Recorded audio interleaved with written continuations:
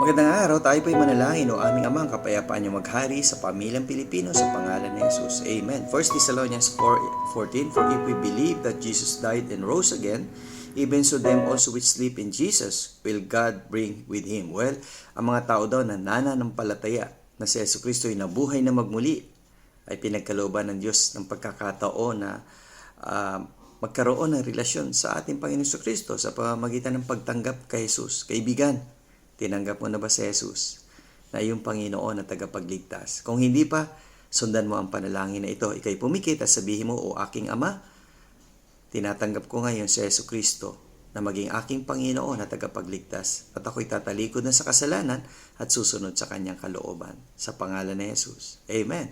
Kaibigan, kung tinanggap mo ngayong araw na ito si Yesu Kristo, congratulations at manatili kang tapat at sumusunod sa kalooban ng Diyos. Okay? See you again tomorrow sa ating Strong Family Prayer and Exhortation.